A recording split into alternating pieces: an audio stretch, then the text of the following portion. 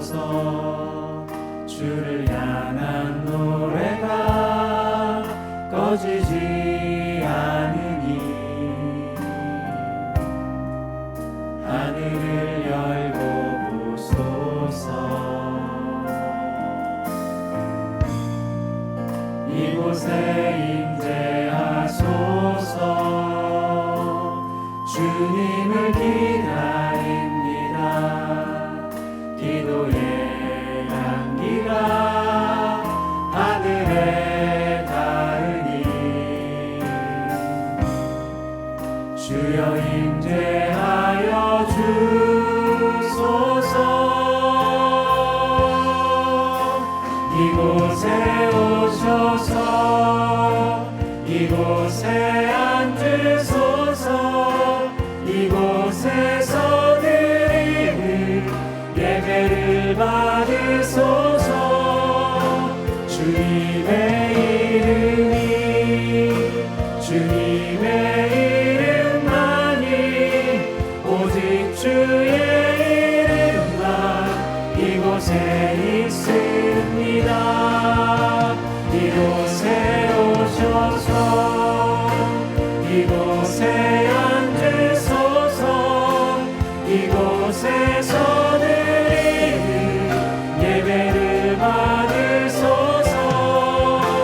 주님의 이름이 주님의 이름만이 오직 주의 이름만 이곳에 있습니다.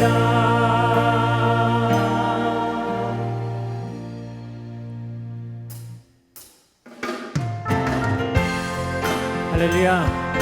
영원히 변하지 않는 하나님의 사랑 그리고 그 은혜에 감사하면서 전심으로 찬양하길 소망합니다.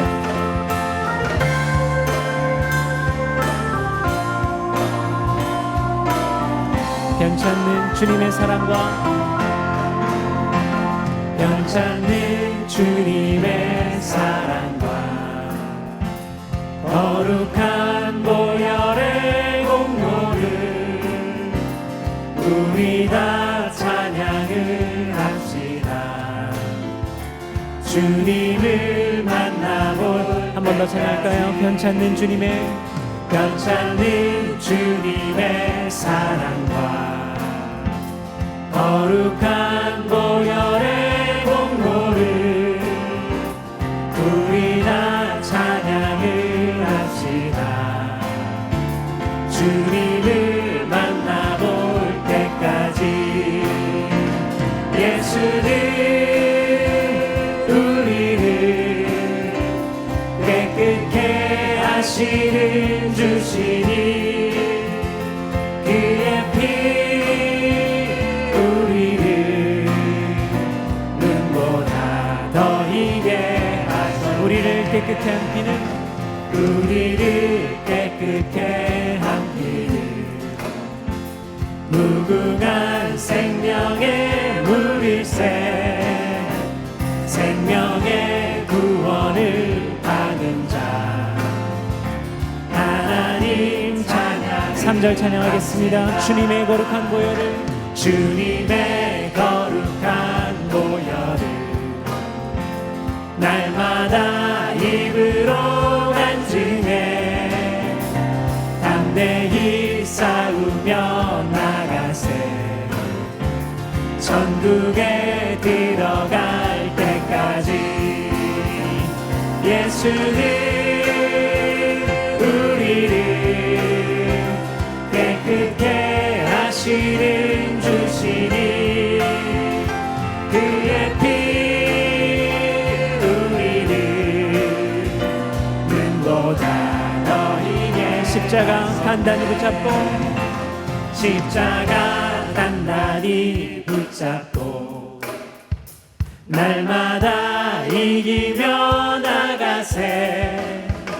머리에 면류관 쓰고서 주 앞에 찬양할 때까지 예수는 우리를 깨끗게 하시는 주시니 그의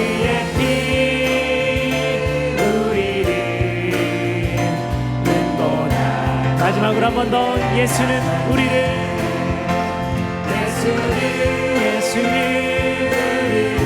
우리를 깨끗게 하시는 주시니 그의 피 우리를 눈보다 더 희게 하셨네. 아멘. 그 사랑에 감사하며 함께 박수로 영광 돌리겠습니다. 아멘. 다 같이 자리에 앉으시겠습니다. 그 죽기까지 우리를 사랑하신 그 예수님의 사랑 앞에 겸손한 마음으로 함께 찬양했으면 좋겠습니다. 예수님 그의 희생 기억할 때 예수님 그의 희생 기억할 때 자기 몸 버려 죽으신 주 나 항상 생명 주신 그 은혜를 마음에 새겨 처음부터 찬양할까요? 예수님 그의 희생 기억할 때 자기 몸 버려 죽으신 주 나 항상 생명 주신 그 은혜를 마음에 새겨 봅니다. 마음에 새겨 봅니다. 마음에 새겨 봅니다. 주 달리신 십자가를 내가 볼 때 주님의 잠이 내 마음을 겸손케 해 주께 감사하며 내 생명 주께 드리네. 이제는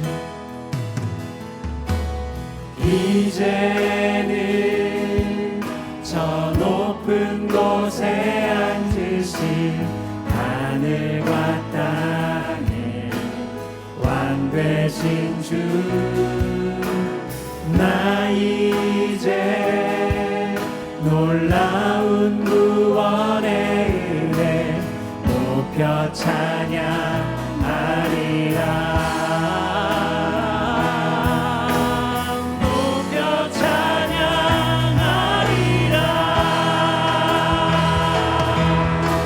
주 달리신 십자가를 내가 볼 때 주님의 잠이 내 마음을 겸손케 해 주께 감사하며 내 생명 주께 드리네.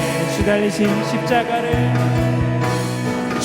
달리신 십자가를 내가 볼 때 주님의 잠이 내 마음을 겸손케 해 주께 감사하며 내 생명 주께 드리네.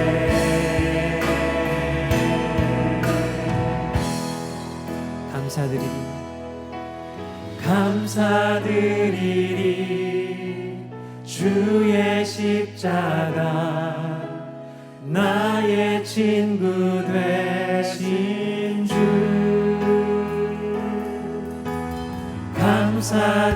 감사드리리 주의 십자가 나의 친구 되신 주 감사드리리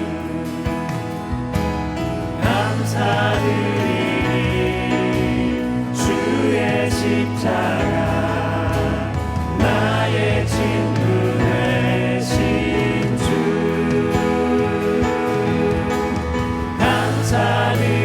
감사드리리 주의 십자가 나의 친구 되신 주 달리신 십자가를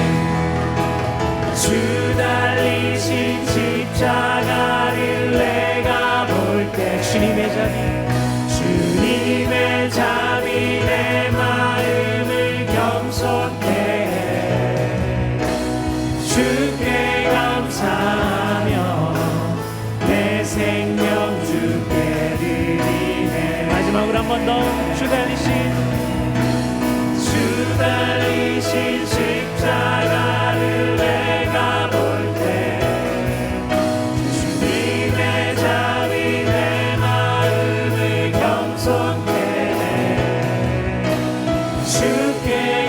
감사하며 내 생명 주께 드리네.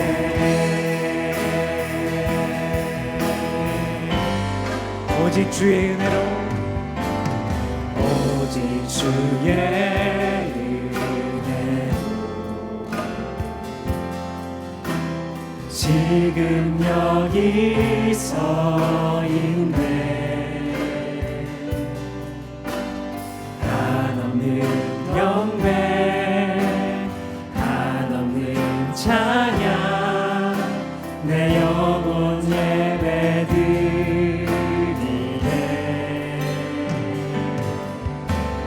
나를 위해 이 땅에 오신 주의 은혜, 십자가 고통 이기신 주님, 그 은혜 어찌 잊으리. 주네 날 채우시네. 주네 보게 하시네. 살아가는 동안 은혜로만 살리. 십자가는 주네 날 채우시네. 주네 날 채우시네. 주네 날 보게 하시네. 주네 보게 하시네. 살아가는 동안 은혜로만 살리. 십자가는 목소리로 고백하겠습니다. 주네 날 채우시네. 주네 보게 하시네. 살아가는 동안 은혜로만 살리. 십자가는 내로. 아멘. 이 시간에 함께 기도하길 소망합니다. 우리가 살아가는 것도 은혜이고, 그리고 우리가 이 자리에서 그리고 온라인으로 예배를 드리는 것도 은혜인 줄 믿습니다. 그 은혜를 기억하면서 최고의 하나님께 우리 최선의 예배를 올려드리겠습니다. 그런 기도와 오늘 드려진 예배, 그리고 말씀 전하신 목사님을 위해서 함께 기도하도록 하겠습니다. 주네 날 채우시네. 주네 보게 하시네. 살아가는 동안 은혜로만 살리. 십자가 은혜로. 주네 날 채우시네. 주네 보게 하시네. 살아가는 동안 은혜로만 살리. 십자가 은혜로.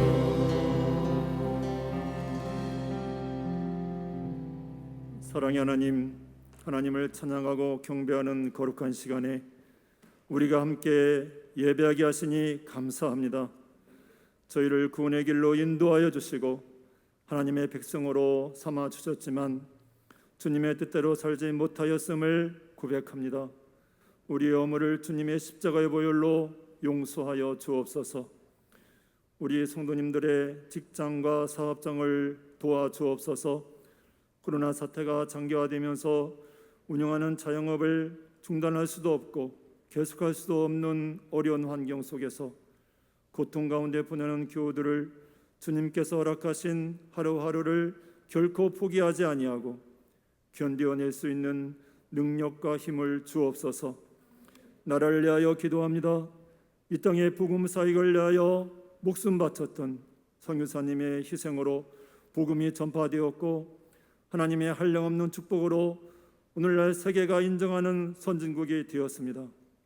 그러나 하나님의 창조 섭리를 부정하는 동성애 관련 법들이 국회에 발의되어 하나님의 복음 사역에 이해가 될 수 있는 상황입니다. 이 나라의 정치 지도자들이 하나님께 두려워하는 마음을 갖게 하시고 하나님의 뜻에 반하는 동성애 관련 법들이 철회되게 하옵소서. 하나님께서 산성교회를 사용하시기 위하여 대전과 세종 공동체로 허락하여 주신 줄 믿습니다. 세상을 위해 빛과 소금의 역할을 감당하고 향후 북한 선교를 위한 사역과 세계 선교를 위한 사명을 온전히 감당할 수 있도록 인도하여 주옵소서. 매주일 출애굽기 광야 기리디다 말씀이 이전에 알지 못했던 새로운 깨달음으로 시간마다 은혜 받게 하시니 감사합니다. 마치 광야에 홀로 서 있고 홍해 바다가 가로막고 있는 것과 같은 우리의 삶에 하나님께서 주시는 은혜로 새로운 길이 열리고 회복되게 하옵소서. 이 시간 드리는 예배가 하나님께만 영광이 올려지게 하옵소서. 말씀 전하실 담임 목사님을 주의 성령께서 강하게 붙잡아 주셔서 하나님의 말씀이 온전히 선포되게 하시고 모든 성도가 주신 말씀으로 승리하게 하옵소서. 예수 그리스도의 이름으로 기도하옵나이다. 아멘.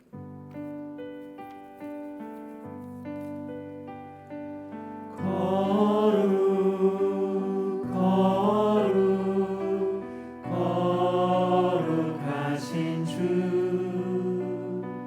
전능하신 하나님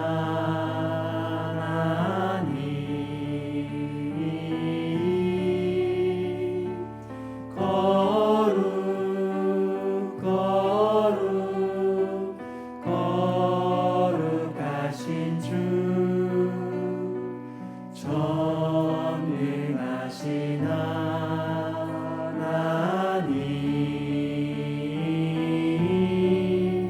어제도 계셨고 오늘도 계시며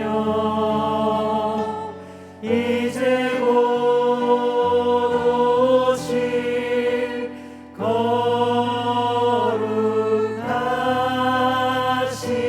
주. 함께 찬양하겠습니다. 거룩 거룩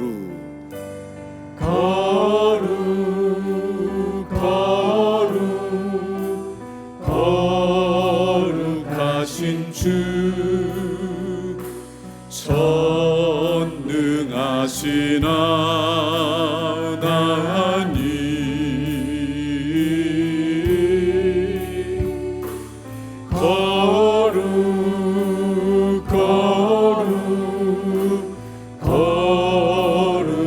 거룩하신 주 전능하신 하나님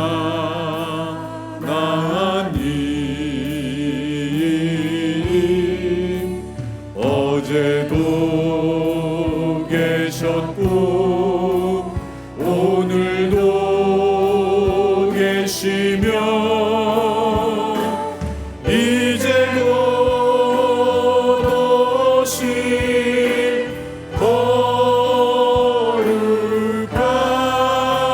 거룩하신 주. 오늘 예배에 참석하신 여러분들을 그리스도의 은혜 안에서 환영하고 축복합니다.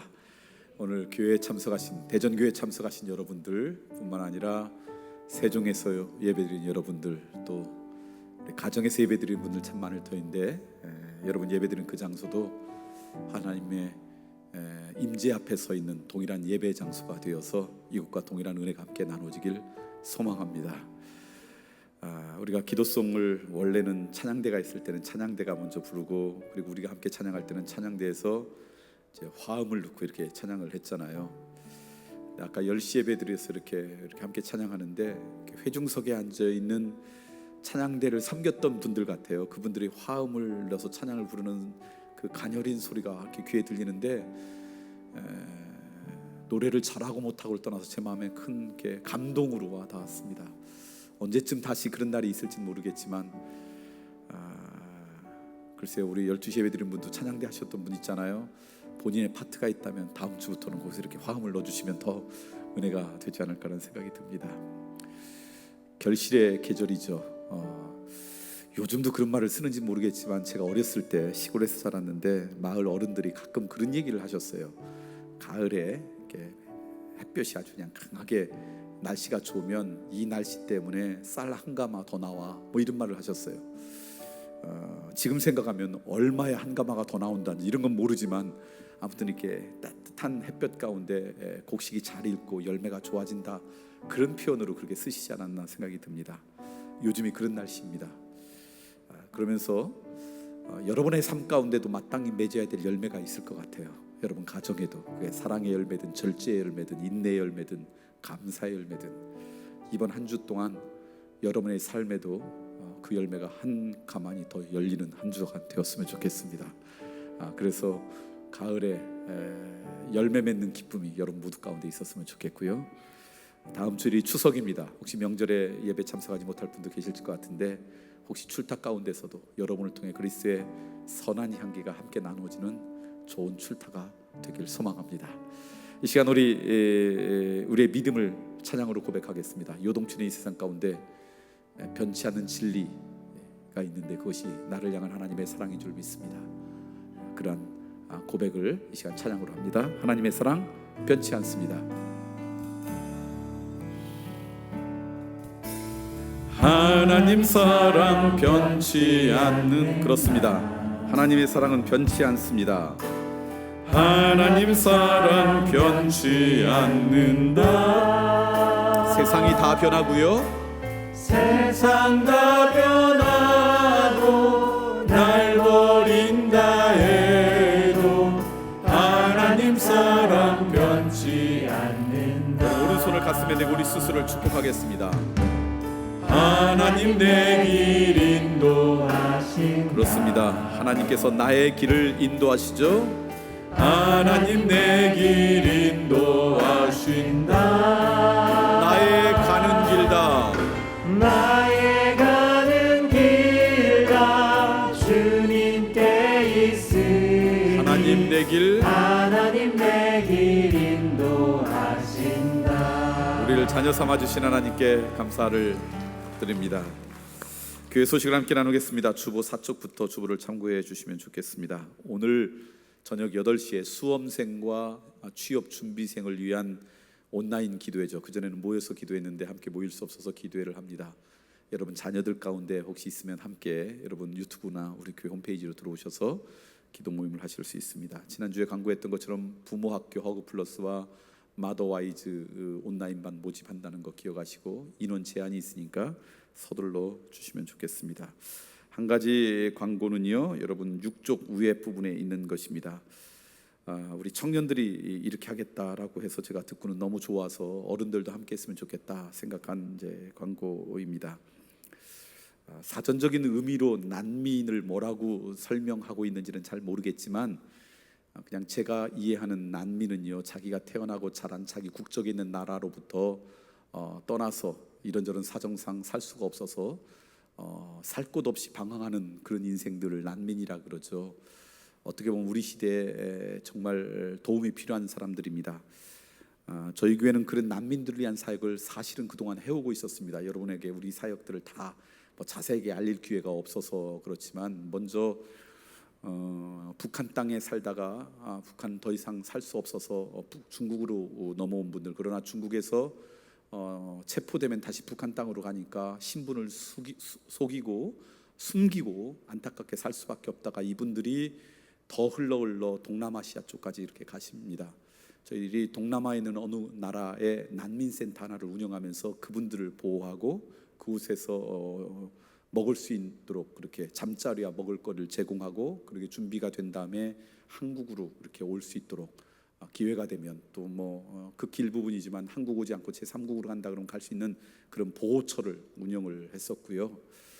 또 최근에 한 2년 전, 3년 전부터 열심히 했던 곳은 미얀마가 이렇게 안정되지 않고 안타까움에 있으면서 미얀마가 불교 국가입니다. 그러면서 무슬림도 탄압하고 물론 크리스천들도 탄압합니다. 근데 미얀마 가운데 크리스천들이 그래도 꽤 많은 족속이 카렌족인가 그래요. 이분들이 미얀마를 떠나서 자기가 살던 나라를 떠나서 말레이시아로 난민으로 갑니다. 또 로힝가족인가요? 그 이슬람 사람들은 또 말레이시아로 갑니다. 그 난민 센터를 돕는 분들을 우리가 후원해서 그들에게 먹을 것도 제공하고 학교도 운영하고 하는 이 사역을 저희 선교부에서 그렇게 난민들을 위한 사역을 그동안 사실은 해왔습니다. 그런데 아시는 것처럼 아프가니스탄 그 어려움이 있으면서 391명의 아프가니스탄 사람들이 우리나라에 난민처럼 지금 와 있잖아요.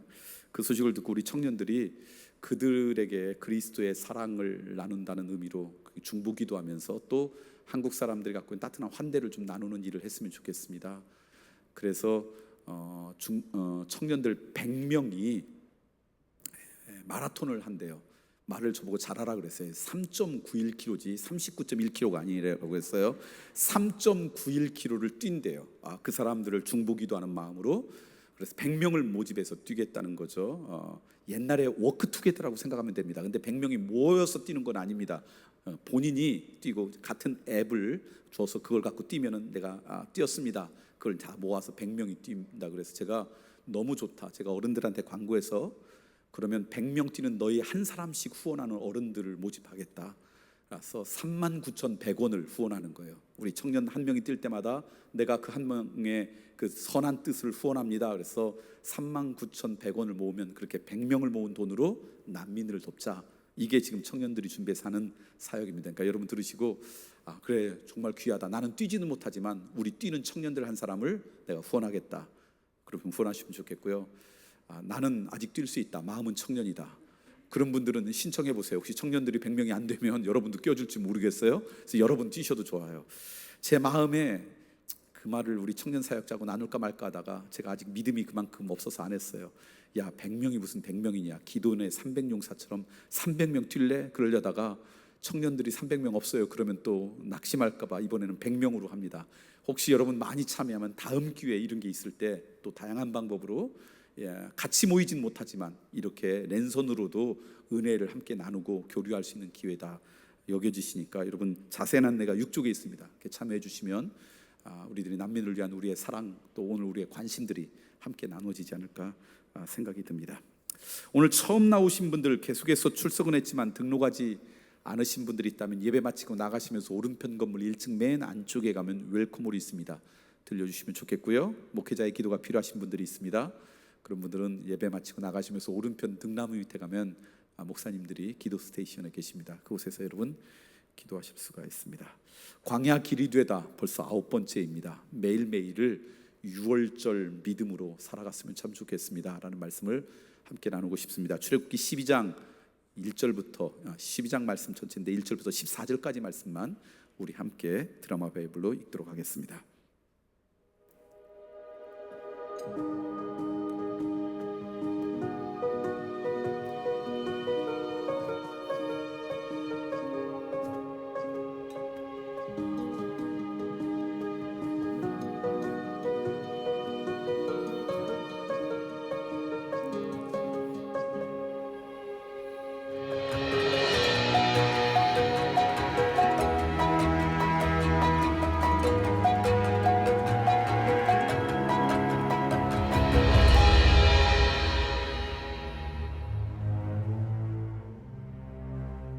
여호와께서 애굽 땅에서 모세와 아론에게 일러 말씀하시되 이달을 너희에게 달의 시작 곧 해의 첫 달이 되게 하고 너희는 이스라엘 온 회중에게 말하여 이르라.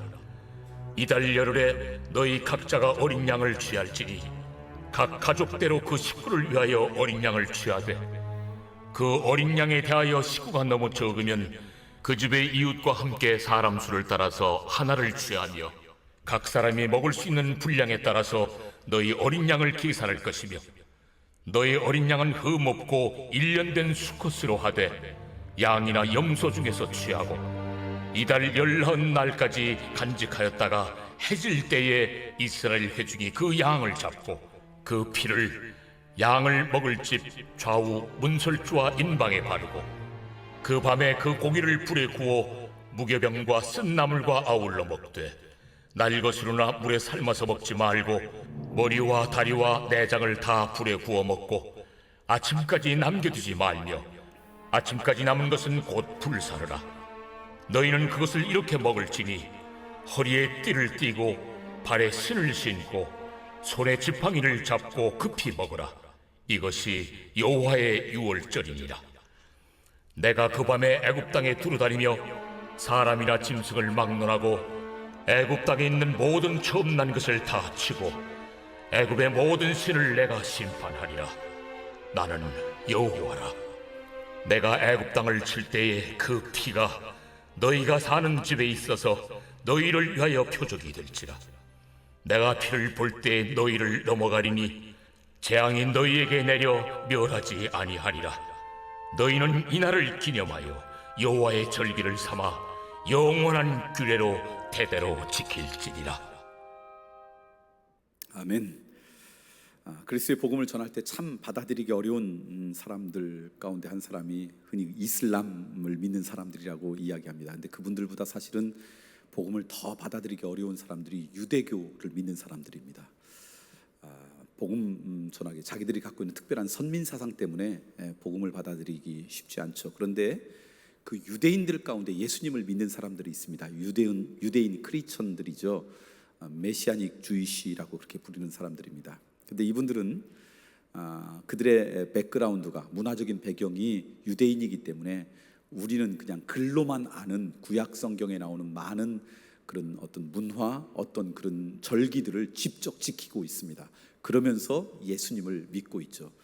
그래서 그분들로 이야기를 들으면 그 절기가 무엇인지를 조금 실제적으로 알 수가 있습니다. 언젠가도 한번 말씀드린 것 같은데 제가 미국에서 사역할 때 저희 교회에서 멀지 않은 곳에 유대인 크리스천 커뮤니티가 있었습니다. 그 교회가 있어서 그분들을 초청해서 유월절의 만찬을, 오늘 우리가 읽은 본문이 유월절을 잘 설명하고 뭘 어떻게 먹느냐라는 이야기가 잘 나와 있는데 그들이 지금도 지키고 있는 유월절 만찬을 우리도 한번 해보고 싶다. 그래서 제가 그때 섬기던 교회, 오늘 우리 지금 만나실에 우리 교인들한테 신청을 받고, 왜냐하면 저녁 돈을 내야 됐어요. 그분들이 다 음식을 준비해 오는데 그 돈을, 그래서 원하는 분들 해서 그분들과 만찬을 했던 적이 있습니다.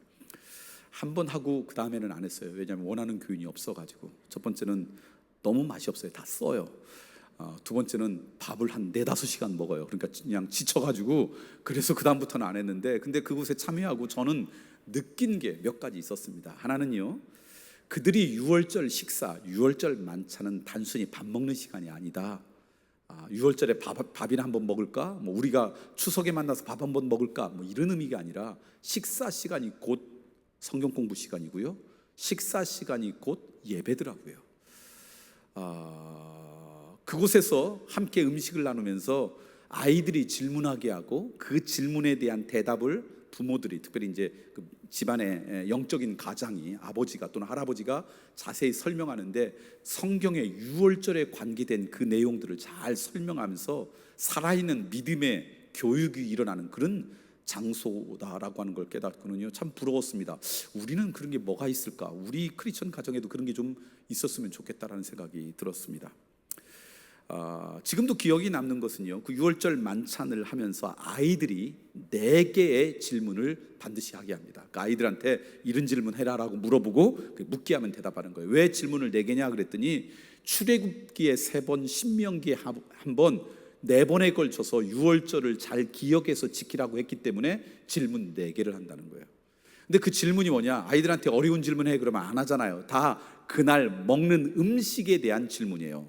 첫 번째 질문이 그날 그 무교병이라고 그러죠. 맛없고 딱딱한 발효되지 않은 빵, 맛자라고 그러는데 그 맛자를 왜 먹어요? 라고 아이들이 묻습니다. 두 번째 질문은 그곳에서 아주 쓴 나물, 뭐 이름은 까먹었는데 아주 쓴 나물을 달콤한 소스에 찍어서 먹습니다. 그 소스 이름이 하루셋이라고 하는 소스인데 그렇게 찍어 먹는데 왜 이 쓴 나물을 하루셋에 찍어 먹어요? 라고 질문하게 합니다. 세 번째는 파슬리를 소금에 2번 찍어 먹는데 왜 이걸 2번 찍어 먹어요? 아이들이 질문하게 해요. 그리고 마지막에는 그 식사를, 평소에는 그 사람들이 그냥 식탁에 앉아서 하는데 6월절 만찬은 이렇게 등에 기대가지고 편안하게 거의 반쯤 누워서 그냥 편안하게 밥을 먹거든요. 왜 6월절은 음식을 뒤로 비스듬히 기대해서 먹습니까? 라는 질문을 하게 돼요. 그리고 이 네 가지 질문을, 이 음식은 어떻게 만들고 그런 이야기를 하는 게 아니라 이렇게 먹는 이유를 이야기하는데, 이게 결국 성경에 있는 말씀을 갖고 이야기하는 거예요. 예를 들면 맞자, 발효되지 않은 딱딱한 무교병을 먹으면서 왜 오늘은 이걸 먹어요? 라고 물어보면 오늘 우리가 읽었던 이 출애굽기에 있는 본문 말씀을 하는 거예요. 자기들이 먹고 싶어서 먹는 게 아니라 하나님이 이렇게 먹으라고, 6월절 날 식사를 어떻게 하라고 말씀하셨는데, 그렇게 하나님께서 말씀하신 건 뭐냐면 이제 6월절 그 밤에 재앙이 오고 그리고 해방될 터인데, 그러면 언제든지 떠날 준비를 해야 돼요. 그러니까 오늘 말씀처럼 허리에 띠를 메고 신발도 신고 지팡이도 짚고 서가지고 그걸 찍어 먹으라고 하나님이 그러셨다. 그렇게 긴박한 상황이었다. 하나님의 그 은혜가 우리 가운데 임할 때 고통과 아픔 가운데 그렇게 긴박하게 임했다라는 사실을 아이들한테 이야기합니다. 그 다음에 왜 이 쓴 나물을 하루셋에다 찍어 먹나요? 이 하루셋은요, 일종의 소스 같은 것인데 여러 가지 과일을 넣고 만든 달콤한 소스입니다. 그날 4-5시간 먹는 동안 제가 유일하게 열심히 먹었던 게 그거였어요. 근데 그 달콤한 소스를 찍어 먹는데 이 하루셋, 이 소스의 색깔이 진흙색이에요.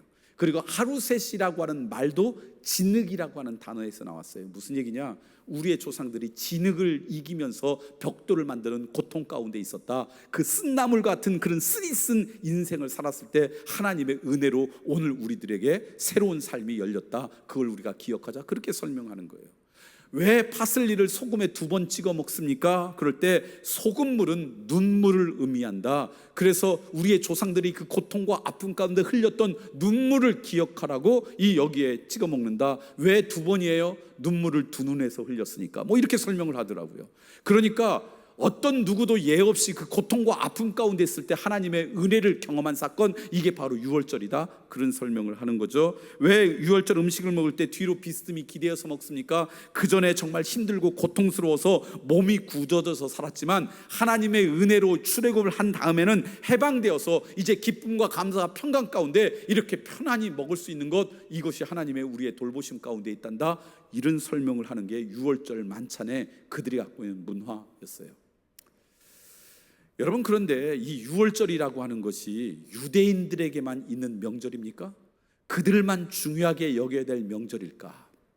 그게 오늘 말씀 묵상하면서 여러분과 함께 나누려고 할 때 묵상했던 그런 주제였습니다. 오늘 우리가 읽었던 출애굽기 12장 1절부터 14절 말씀, 성경을 보면 그 앞에 제목이 6월절이라고 나옵니다. 6월절의 설명이에요.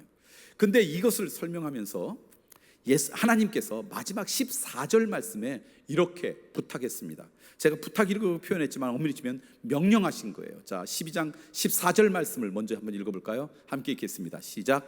너희는 이 날을 기념하여 여호와의 절기를 삼아 영원한 규례대로 대대로 지킬지니라. 이것이 정말 중요한 절기니까 하나님의 절기로 삼아서 영원한 규례대로 대대로 지킬지니라. 그러니까 이 사건이 있는 수천 년이 흘렀지만 지금도 유대 사람들은 1년에 한 번 6월절에 이런 것을 지키는 거예요. 그런데 저는 이 14절 말씀을 읽고 묵상하면서 여호와의 절기로, 이게 하나님의 절기로 여겨서 규례대로 영원히 대대로 지켜라, 이 말씀을 묵상하다 무슨 생각이 드냐면, 절기니까 특정한 날에 정해서 1년에 한 번쯤 그렇게 지키는 것을 이 말씀하실 때 하나님의 마음이 아니었구나.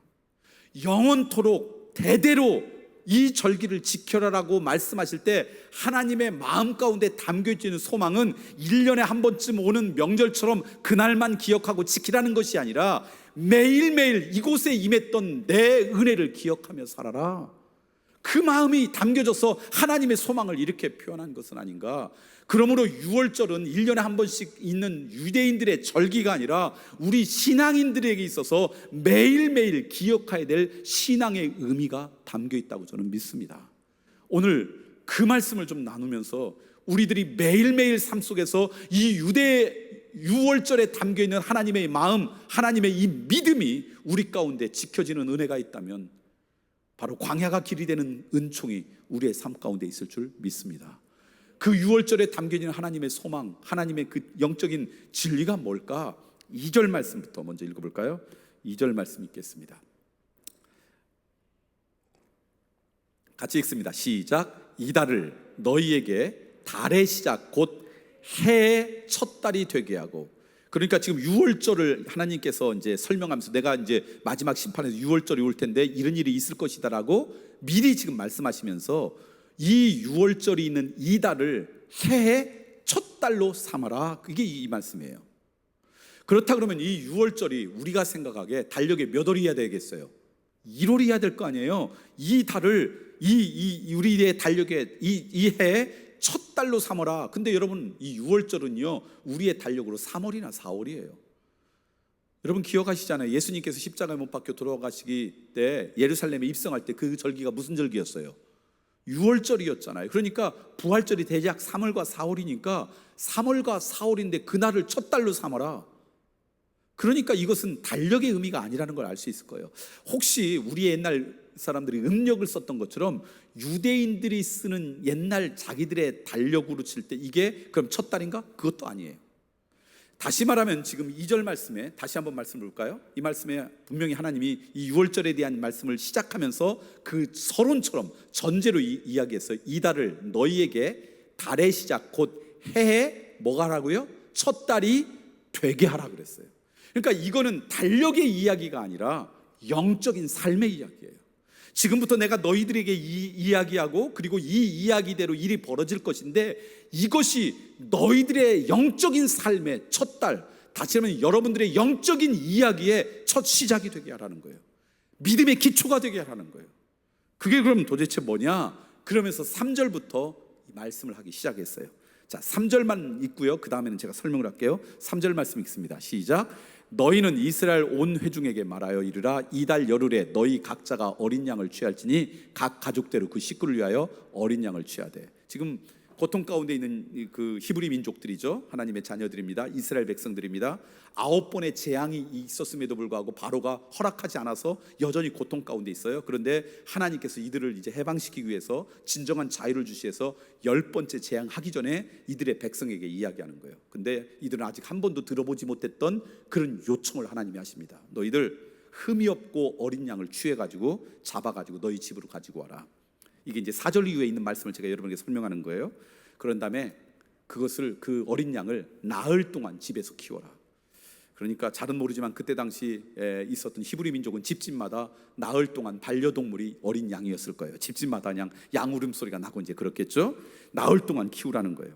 그렇게 나흘 동안 키우다가 그런 다음에 해질녘에 이 어린 양을 잡아가지고 피를 다 빼가지고 그릇에 담아서 우슬초에 그 피를 적셔서 문설주와 문인방에다가 그것을 뿌려라. 그리고 그날 저녁은 어떻게 밥을 먹냐면 누룩을 넣지 않은 발효되지 않은 누룩을 넣지 않은 딱딱하고 맛없는 그 무교병하고 쓴나물하고 너희들이 먹고 피가 완전히 빠진 이 어린 양을 잡아가지고 그 고기를 먹는데 아침이 오기 전까지 다 먹어라. 근데 먹을 때 어떻게 먹으냐? 언제 해방이 돼서 갈지 모르니까 언제나 이제 떠날 새로운 출애굽해 가지고 이제 적과 꿀이 흐르는 땅으로 갈 준비를 하기 위해서 허리띠를 메고 신발을 신고 지팡이를 짚고 서 가지고 그렇게 먹어라라고 하는 게 하나님의 말씀이에요. 그러면 너희들이 그 6월절 식사 만찬을 하는 동안 무슨 일이 벌어질 것인가? 13절 말씀, 이런 일이 벌어질 것이라는 거예요. 13절 말씀 읽겠습니다. 시작.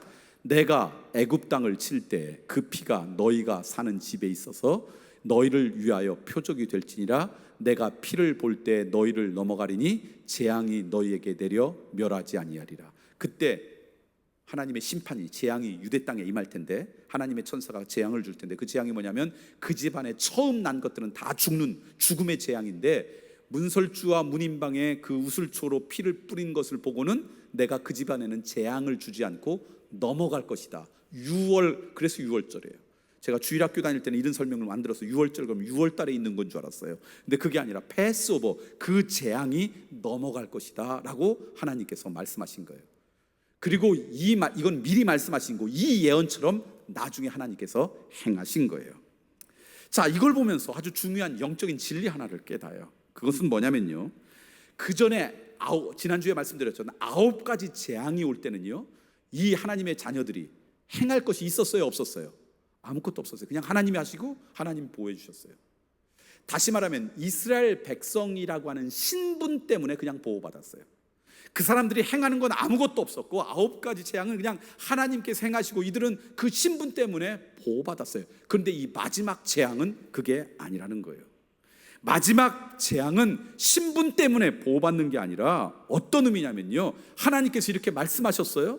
근데 그 말씀은 그 전에 한 번도 없었던 일이에요. 근데 그것을 듣고 이건 하나님의 말씀이니까 마음으로 받아들이고 그것을 신뢰하고 믿고 결단해서 순종하면 그 재앙으로부터 하나님의 보호하심이 임할 거고, 에이 그게 무슨 말이야 라고 해서 그 문설주에 피를 뿌리지 않은 사람들은 그 재앙으로부터 보호받지 못할 것이라는 거예요.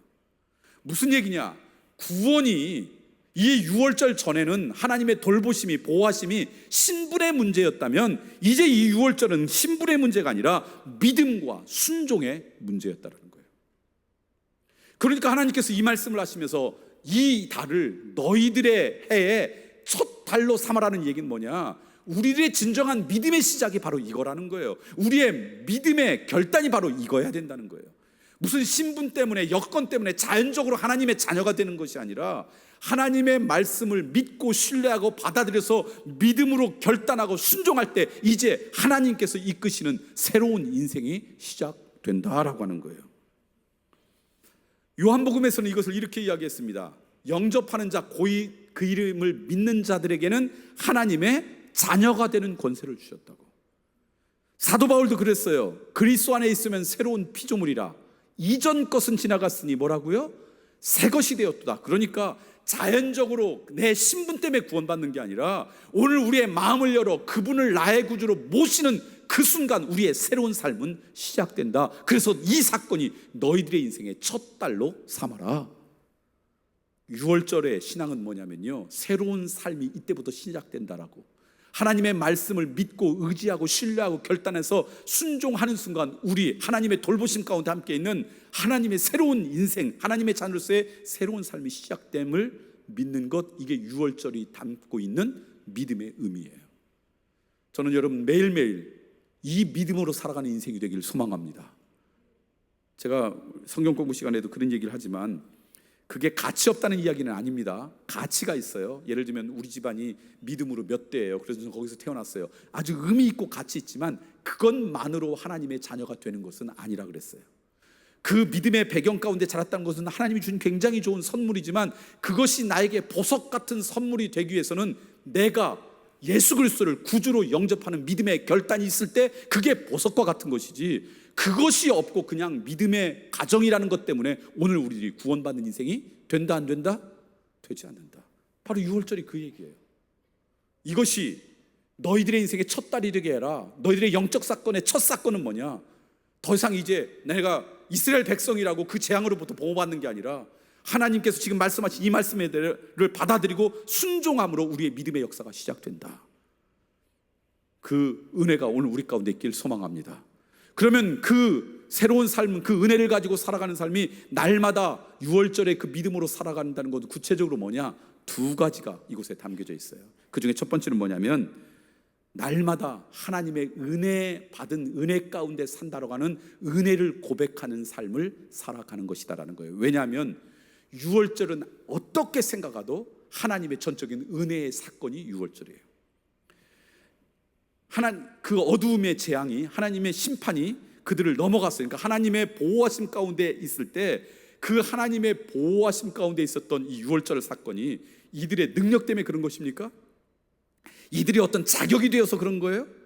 이들이 그럴 만한 어떤 힘이 있어서 그런 게 아니에요. 하나밖에 없어요. 하나님의 말씀을 의지하고 신뢰하고 거기에 순종했더니 하나님의 전적인 은혜로 이들은 그 죽음으로부터 벗어났어요.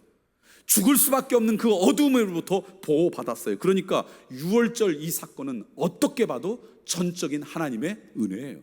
거기다가 그냥 보호받는 것으로만 끝난 것이 아니라 수백 년 동안 있어왔던 노예 생활이 이것으로 이제 끝이 났어요. 여러분, 이들이 노예 생활로부터 벗어나고 해방되기 위해서 한 것이 무엇입니까? 뭐 군인들을 조직해가지고 뭐 반란을 일으키거나 전쟁을 했습니까? 아무것도 없어요. 그냥 하나님의 말씀에 순종해서 문에 피만 뿌렸던 것뿐이 없어요. 이 유월절 사건 때문에 이들은 해방을 얻었어요. 그러니까 유월절 사건은요, 하나님의 전적인 은혜를 상징해요. 그 은혜의 선물로 이들은 새 생명을 얻은 거예요. 그렇기 때문에 유월절은 어떻게 이야기해도 은혜의 이야기예요. 은혜의 역사예요. 그러니까 매일매일 유월절으로 살아간다는 건 뭐냐면 매일매일 살아가면서 그 은혜를 고백하고 살아가라는 거예요. 왜냐하면 우리의 믿음, 우리의 신앙의 가장 중요한 기초는 바로 은혜로부터 시작되기 때문에 그래요. 여러분 생각해 보세요. 나한테 신앙이 있다, 믿음이 있다, 그건 무슨 얘기예요? 나한테 은혜가 있다는 얘기 아닙니까? 내가 하나님의 자녀가 내 능력으로 된 게 아니라 하나님의 은혜로 내가 자녀 되었습니다 라고 고백할 때 그것을 신앙이라고 이야기해요. 그걸 믿음이라고 얘기해요. 우리의 믿음의 깊이는 뭡니까? 내가 그럴 만한 사람이 아니에요. 아무 자격이 없었어요. 근데 하나님의 그 사랑 때문에 내가 구원받고 그리고 하나님의 자녀가 되었어요 라고는 구원의 감격의 깊이만큼이 내 믿음의 깊이 아니에요? 내 믿음의 넓이가 뭡니까? 하나님으로부터 받은 은혜가 너무 커서 내가 너무너무 감사해요. 내 감사의 넓이가 내 믿음의 넓이죠. 그렇기 때문에 우리의 신앙의 가장 중요한 기초, 우리의 신앙은 뭐냐면 은혜예요. 하나님의 은혜의 산물이 우리가 신앙인이 된 거예요. 그렇기 때문에 우리에 있는 이 믿음이, 신앙이 흔들리면, 이 은혜의 감격이 흔들리면 우리의 신앙도 흔들리고요, 우리의 은혜에 대한 우리의 마음이 요동치면요, 사실은 우리의 삶도 요동치게 돼 있어요.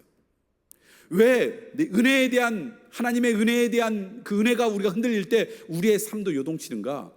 은혜 받은 사람들, 하나님의 전적인 은혜로 구원받았다는 믿음의 고백이 분명한 사람들에게는요, 두 가지 선물을 하나님이 주셨어요.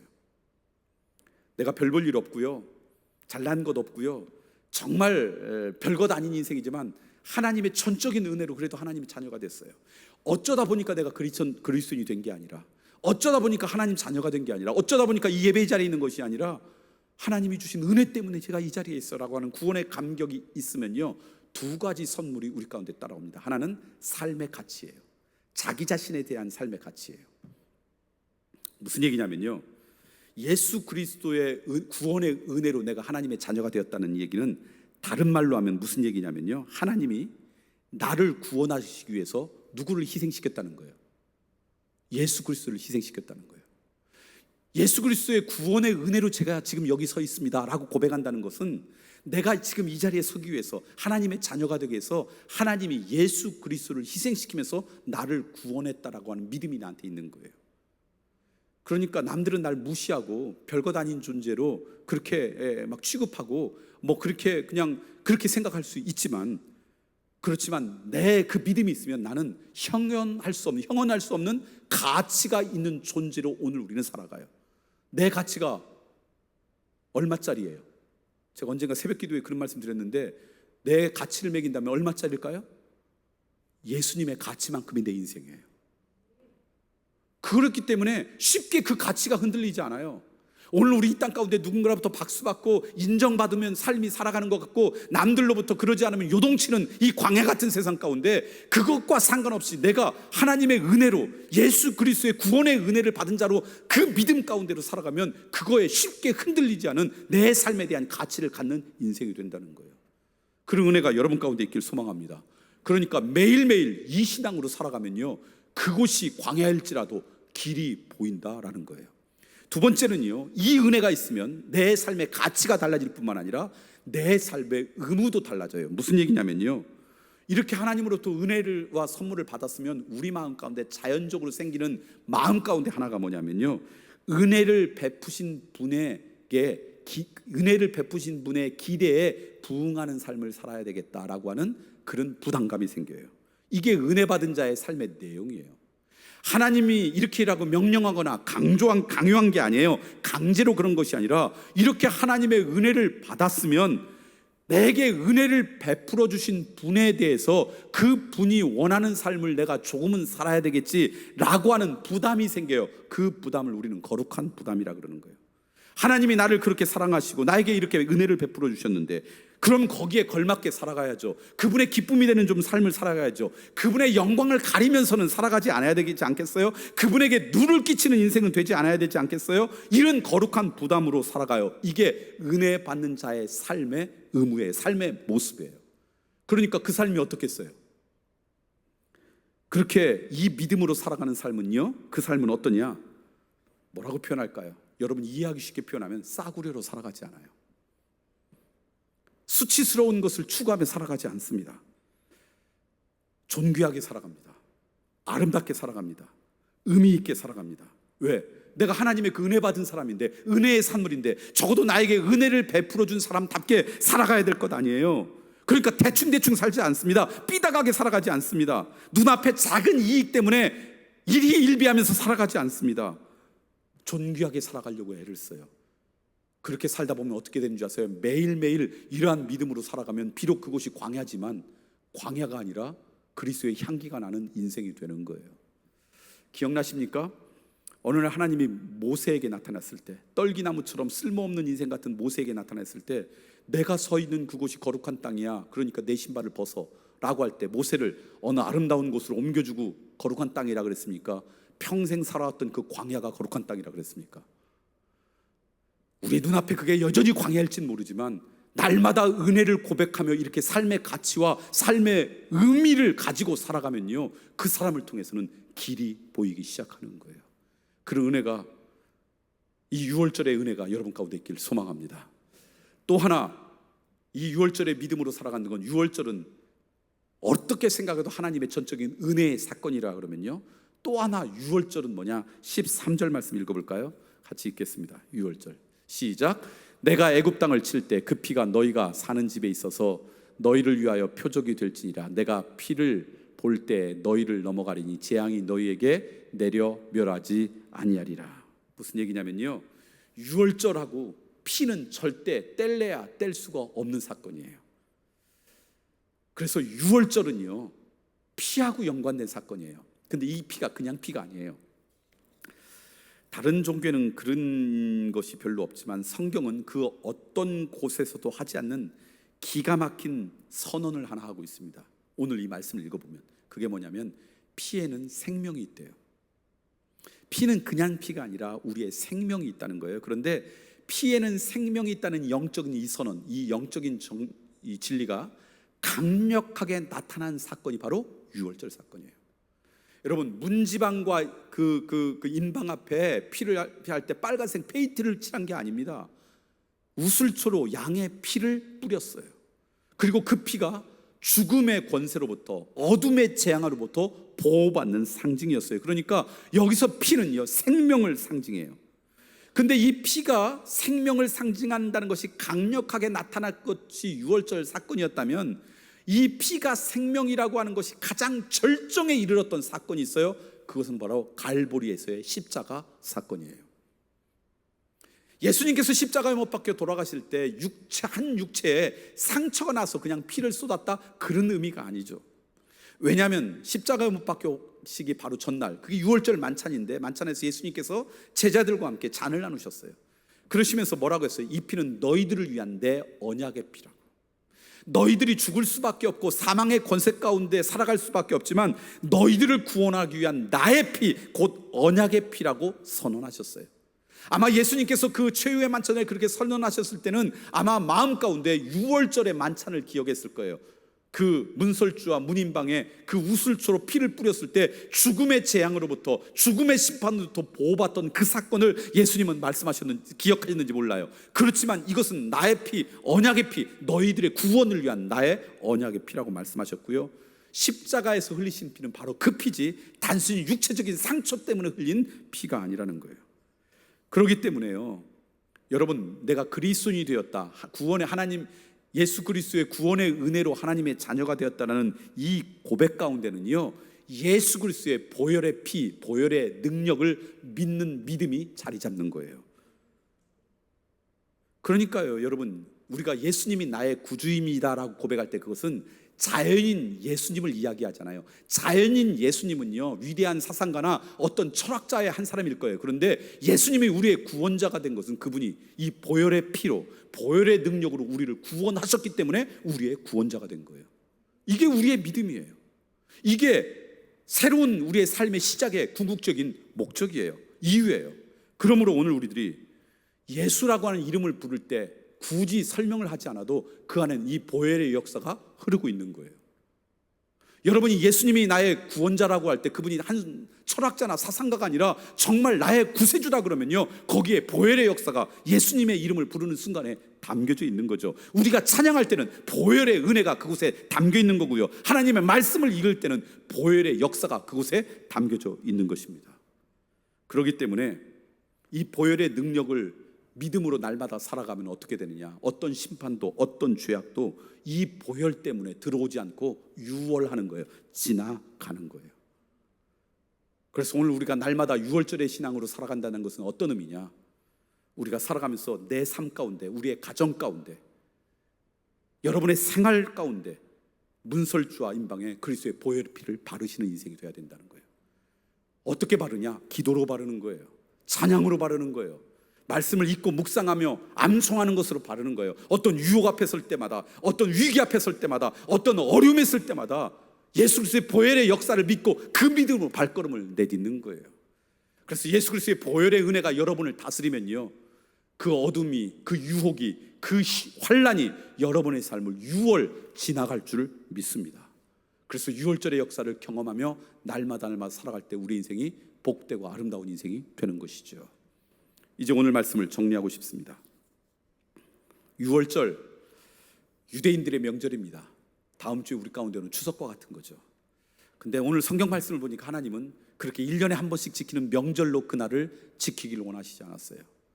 여호와의 절기로, 하나님의 절기로 영원토록, 이 규례도 영원토록 대대로 지켰으면 좋겠다. 이 이야기는 뭐예요?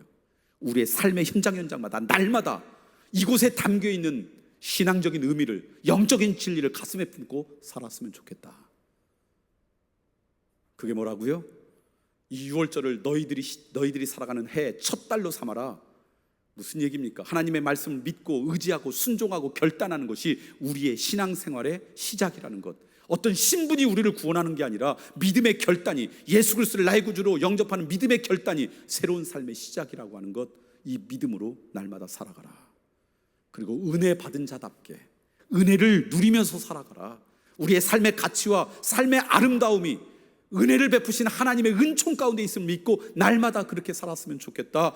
보혈의 역사를 체험하고 보혈의 역사를 믿고 어떤 순간에도 여러분의 삶 앞에 그 보혈의 역사를 붙잡고 그 믿음으로 살아가는 인생이 되어라. 그때 비록 우리의 삶이 광야지만 하나님의 선하신 인도하심이 있는 복된 길로 걸어가는 인생이 될 줄 믿습니다. 이번 한 주 동안 그런 은혜가 우리의 삶이 되기를 소망합니다. 기도하겠습니다. 오늘 말씀을 기억하시면서 이 시간 결단의 기도를 드리기를 원합니다. 그렇습니다. 하나님, 은혜 받은 자로 살게 하여 주시옵소서. 내가 오늘 이곳에서 예배 드리고 있다는 것이 어쩌다 있는 것이 아니라 나를 구원하신 하나님의 은혜 때문에 있다는 것을 기억하게 하시고 내 시간들, 내 삶의 공간들이 하나님의 은혜로 채워지는 인생들 되게 해 주시옵소서. 예수 그리스도의 보혈의 능력이 내 삶에, 내 모든 문제에, 내 가정에, 문설주와 임방에 발리어지기를 소망합니다. 믿음으로 예수 그리스도의 보혈을 초청하게 하시고 그 은혜 때문에 유혹 앞에서도 넘어지지 않고 어려움 앞에서도 쓰러지지 않고 우리를 공격하는 공격 앞에서도 담대한 인생 되게 해 주시옵소서. 그래서 매일매일 유월절의 은혜를 누리는 복된 인생 되게 해 주시옵소서. 그러한 결단의 기도, 소망의 기도가 우리 입술 가운데 있기를 소망합니다. 이제 우리 입술 열어서 그러한 결단의 기도를 하나님 앞에 드리기를 원합니다. 함께 기도하겠습니다.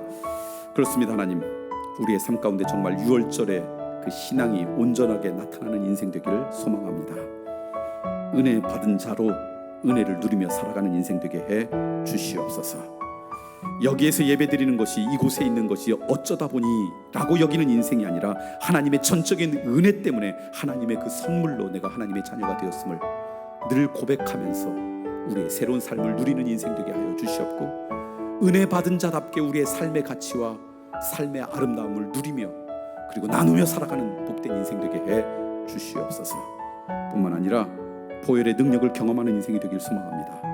내 개인적인 삶 가운데, 우리의 가정 가운데 유혹 앞에 설 때마다, 공격 앞에 설 때마다 그 문설주의 보혈의 능력을 초청하는 인생 되게 하여 주시사 어둠은 떠나가게 하시고 악은 떠나가게 하시고 죄악과 벗하지 않는 그런 하나님의 정결한 인생들 될 수 있도록 인도해 주시옵소서. 그래서 주님의 그 소망처럼 날마다 매일매일 삶 가운데 유월절의 은혜를 경험하는 아름다운 인생들 되게 해 주옵소서. 예수 그리스도 이름으로 기도드립니다. 아멘.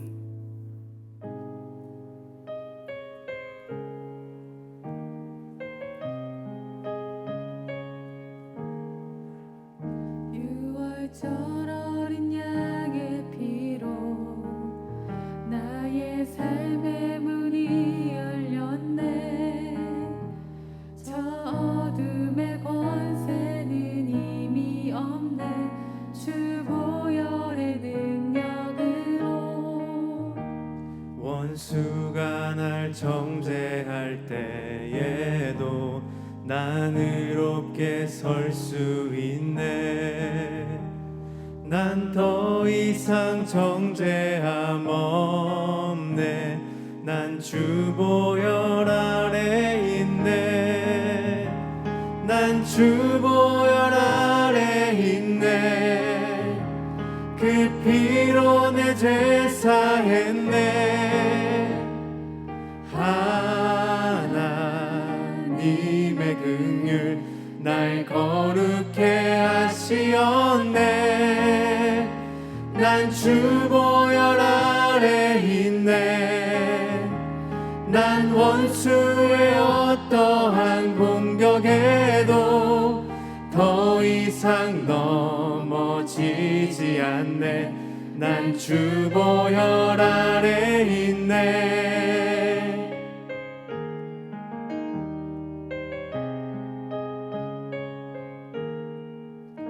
유월절 어린 양의 피로 나의 삶의 문이 열렸네. 저 어둠의 권세는 힘이 없네. 주 보혈의 능력으로 원수가 날 정죄할 때에도 난 의롭게 설 수 있네. 난 더 이상 정죄함 없네. 난 주 보혈 아래 있네. 난 주 보혈 아래 있네. 그 피로 내 죄 사했네. 하나님의 긍휼 날 거룩해 하시었네. 난 주 보혈 아래 있네. 난 원수의 어떠한 공격에도 더 이상 넘어지지 않네. 난 주 보혈 아래 있네. 난 주 보혈 아래 있네. 그 피로 내 죄 사했네. 하나님의 긍휼 날 거룩해 하시었네. 난 주 보혈 아래 있네. 난 원수의 어떠한 공격에도 더 이상 넘어지지 않네. 난 주 보혈 아래 있네.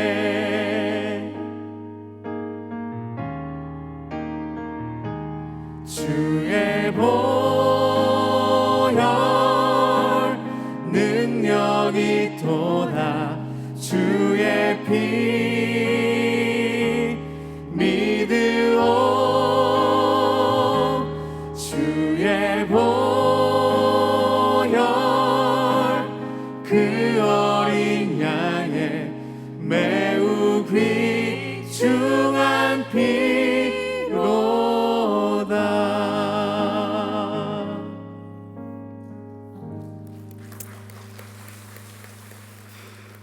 광야 길이되다 9번째 말씀은요, 매일매일을 유월절로 살아가십시오 라는 말씀입니다.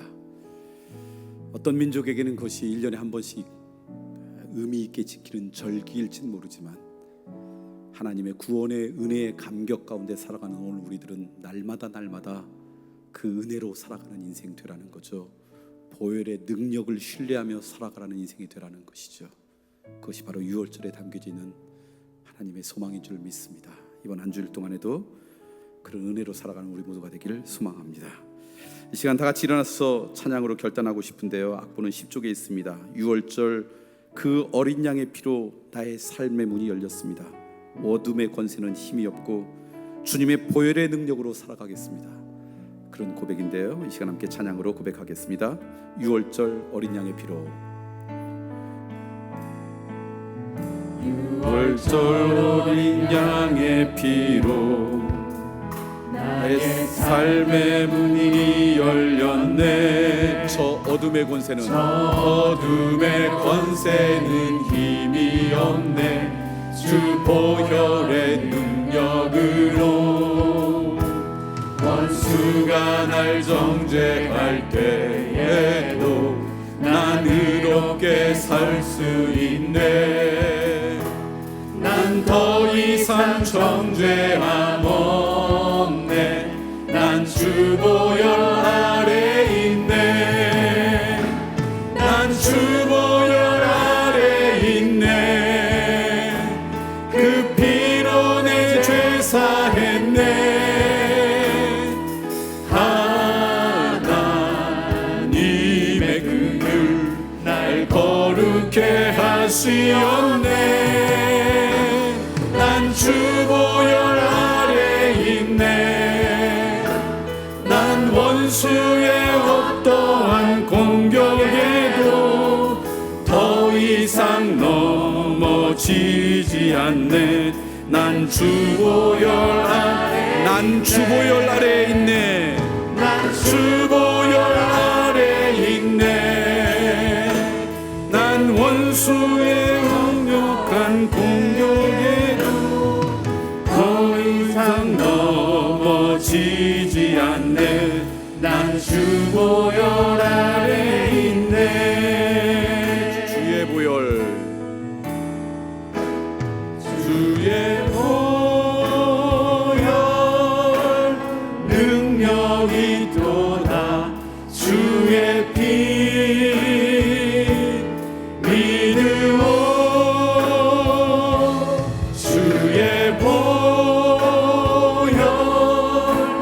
그 어린 양의 매우 귀중한 피로. 다시 한번 고백할까요? 주의 보혈, 주의 보혈 능력이 도다. 주의 피 믿으오. 주의 보혈 그 어린 양의 매우 귀중한 피로다. 그렇습니다. 하나님, 혹시 오늘 우리들이 하나님의 자녀가 되었다는 것, 예배자로 섰다는 것, 이 믿음의 공동체 안에서 이 시간 이 자리를 지킨다는 것이 어쩌다 보니까 그렇게 됐네요 라고 여기며 살아가고 있지는 않은지, 오늘 말씀을 통해 다시 한번 우리의 신앙의 실체를 점검하게 하시니 참으로 감사합니다. 우리의 삶 가운데 정말 유월절의 신앙이 온전히 나타나게 하여 주옵소서. 은혜 받는 자로 살아가길 소망합니다. 내가 여기 있다는 것이 어쩌다가 아니라 나를 구원하신 하나님의 은혜 때문에 있다는 것을 기억하고 이 시간들을, 이 공간들을 감격하는 시간들 되게 해 주시옵소서. 뿐만 아니라 보혈의 은혜, 보혈의 능력을 경험하며 살아가길 소망합니다. 유혹 앞에 설 때마다, 어둠 앞에 설 때마다 보혈의 능력을 믿는 신뢰함으로 나아가게 하여 주시옵고, 우리의 삶 가운데 보혈의 은혜를 초청하는 인생들 되게 해 주시사 우리 삶 가운데는 그 어둠과 죄악들은 떠나가는 은혜를 경험케 해 주시옵소서. 그래서 6월절이 우리에게는 더 이상 명절이 아니라 날마다 날마다 그 믿음으로 살아가는 신앙의 원리가 되게 해 주시옵소서. 거룩히 구별하여 우리의 정성도 이 시간 하나님 앞에 드렸나이다. 단순히 물질이 아니라 지금도 우리에게 은혜 베푸시는 하나님에 대한 믿음의 고백입니다. 지금도 보혈의 능력으로 우리를 보호해 주시는 하나님의 은혜에 대한 감사의 고백입니다. 기쁨으로 받아주시사 한 주일 동안 우리가 살아가는 동안 어떤 빈궁이나 궁핍 때문에 쓰러지지 않도록 우리를 지켜주시옵고, 유혹으로부터 무너지지 않도록 우리를 보호해 주시오며, 어둠의 공격으로부터 쓰러지지 않도록 우리와 동행해 주시옵소서. 이제는 이 땅 가운데 찾아오셔서 모든 어둠의 권세를 이기시사 오늘 우리에게 영원한 생명, 영원한 사랑, 영원한 은혜를 허락하여 주신 예수 그리스도의 그 크신 은총과 하나님의 놀라우신 사랑하심과 말할 수 없는 탄식으로 지금도 우리를 위해 대신 간구하시는 성령님의 그 감동하심이 매일매일을 유월절의 은혜로 살아가겠나이다. 결단하고 나간 하나님의 거룩한 자녀들 위해 이들이 걸어갈 그 복된 인생 위에 지금부터 영원히 함께 하시길 간절히 축원하옵나이다. 아멘. 유월절 어린 양의 피로 나의 삶의 문이 열렸네. 저 어둠의 권세는 힘이 없네. 주 보혈의 능력으로 원수가 날 정죄할 때에도 난 의롭게 설 수 있네. 난 더 이상 정죄함 없네. 난 주 보혈 아래 있네. 난 주 보혈 아래 있네. 그 피로 내 죄 사했네. 하나님의 능력 날 거룩게 하시었네. 난 주 보혈 아래 있네. 난 원수의 어떠한 공격에도 더 이상 넘어지지 않네. 난 주 보혈 아래 있네. 난 주 보혈 아래 있네. 그 피로 내 죄 사했네. 하나님의 능력 날 거룩게 하시었네. 난 주